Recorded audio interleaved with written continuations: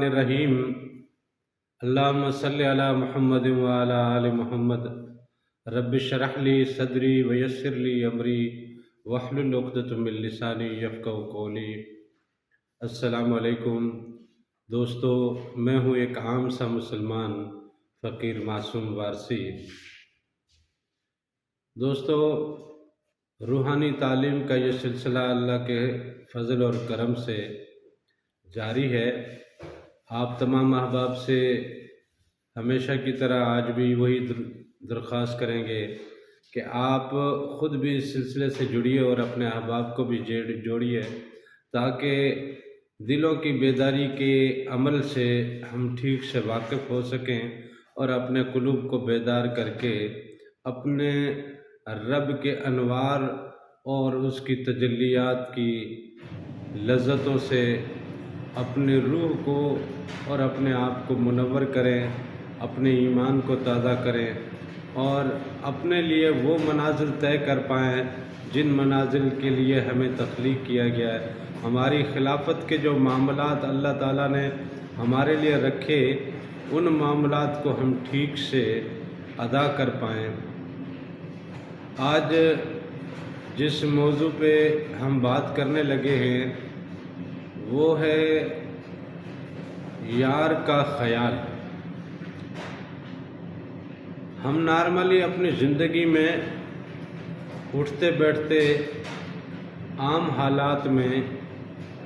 کسی نہ کسی کے خیال کو اپنی سوچوں میں اور اپنے دل میں پال کے رکھتے ہیں۔ اب جس کے خیال کو ہم پال کے رکھتے ہیں تو لازمی طور پہ ہم اس دنیا میں باقی احباب میں سے سب سے زیادہ اسے چاہتے ہیں، تبھی تو اسی کو ہم اپنے خیالوں میں اور اپنے دل میں بسا کے رکھتے ہیں۔ لیکن کیا صرف اتنا کافی ہے کہ ہم اپنی زندگی جیتے ہوئے اپنے ارد گرد کے ماحول میں سے کسی ایک کو اپنے خیالوں اور اپنے دلوں میں ہمیشہ کے لیے زندہ رکھیں، یا اس سے بڑھ کے ہمارے لیے کچھ معاملات اور بھی ہیں؟ اللہ تعالیٰ نے تو قرآن مجید میں کہا ہے کہ وَإِذَا قَضَيْتُم مَّنَاسِكَكُمْ فَاذْكُرُوا اللَّهَ كَذِكْرِكُمْ آبَاءَكُمْ أَوْ أَشَدَّ ذِكْرًا۔ جب آپ اپنے کاموں سے فارغ ہو جائیں، جب آپ اپنے زندگی کے امور سے فارغ ہو جائیں، ذرا سی کبھی فرصت پائیں،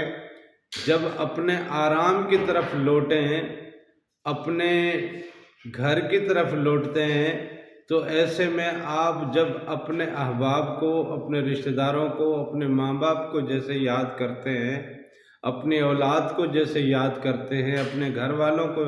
جیسے اپنے خیالوں میں رکھتے ہیں اور انہیں یاد کرتے ہیں، یا دوست احباب میں جب بیٹھتے ہیں تو ان کا ذکر کرتے ہیں، ان کی گفتگو کرتے ہیں، ان کے بارے میں بات کرتے ہیں، تو اللہ تعالیٰ نے بھی وہی فرمائش کی ہے کہ جیسے آپ اپنوں کو یاد کرتے ہیں ویسے مجھے بھی یاد کیا کریں۔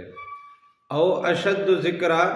یا تھوڑا اس سے زیادہ کر لیا کریں، تاکہ محسوس ہو کہ رب کون ہے اور بندہ کون ہے۔ دنیاوی رشتے تمہارے جو ہیں، ان رشتوں میں سے میں رب ہوں، تو اس لیے میرا مقام جب بڑا ہے تو میرا ذکر بھی ذرا زیادہ کر لیا کریں۔ ذرا سی فرمائش، تھوڑی سی فرمائش، چھوٹی سی فرمائش ہے اس رب کی۔ ہم اپنی زندگی کا اگر جائزہ لیں تو کیا ہم اسی کے خیال میں رہتے ہیں؟ کیا اسی کا ہی خیال رکھتے ہیں؟ اپنے اٹھتے بیٹھتے، چلتے پھرتے، دوستوں میں، اپنے کام کاج میں، روزمرہ کی زندگی میں کیا ہم اسی کے خیال میں رہتے ہیں، یا اسی کا خیال اپنے خیالوں میں بساتے ہیں؟ اپنے دل میں اور اپنے دماغ میں کیا اسی کو بسا کے رکھا ہے یا کسی اور چیز کو بسا کے رکھا ہے؟ اگر دنیا داری بھی ہمارے دل و دماغ پہ حاوی ہے تو بھی اللہ تعالیٰ نے اتنی آسانی ہمارے لیے کر دی ہے کہ تم دنیا داری سے جب فارغ ہو جاؤ، وَإِذَا قَضَيْتُم مَّنَاسِكَكُمْ، جب اپنی دنیا داری سے فارغ ہو جاؤ، تب مجھے اتنا تو یاد کرو جتنا اپنوں کو یاد کرتے ہو۔ فاذکروا اللہ کا ذکرکم آباءکم، جیسے اپنے ماں باپ کا ذکر کرتے ہو اتنا تو مجھے رب کو یاد کر لیا کرو۔ کیسی خوبصورت اور کتنی میٹھی بات ہے اس رب کی جو اپنے بندے سے تمام مخلوق میں سب سے زیادہ جس کو ممتاز بنایا، تمام مخلوق میں سب سے زیادہ جس کو عزت دی، تمام مخلوق میں سب سے زیادہ جس کو مرتبہ دیا، تمام مخلوق میں جسے اللہ نے سجدہ کروایا، اب اس سجدہ کروائے جانے والی مخلوق کو اللہ نے اپنی خلافت کا درجہ بھی دیا، اپنے محبوب ہونے کا درجہ بھی دیا، اور صورت بھی دی تو اپنی صورت دی۔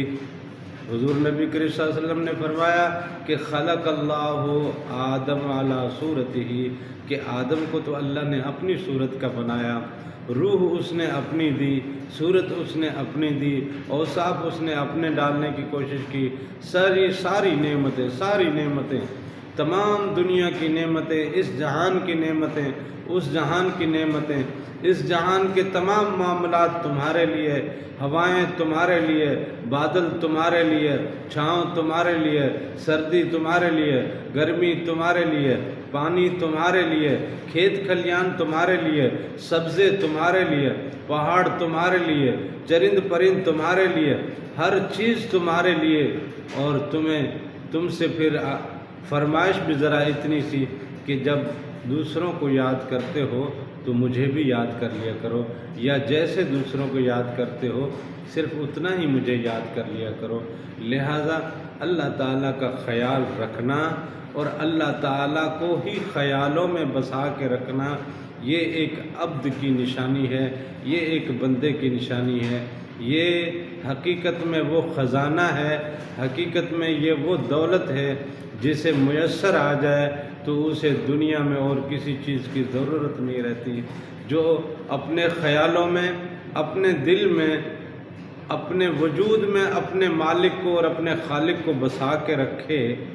تو وہ مالک وہاں فرشتوں میں بیٹھ کے پھر اس کا ذکر کرتا ہے، پھر وہ مالک اس کے لیے اپنے انعامات کے دروازے، اپنے انعامات کے دروازے، اپنی عنایات کے دروازے، اپنے کرم کے دروازے کھول کے رکھتا ہے۔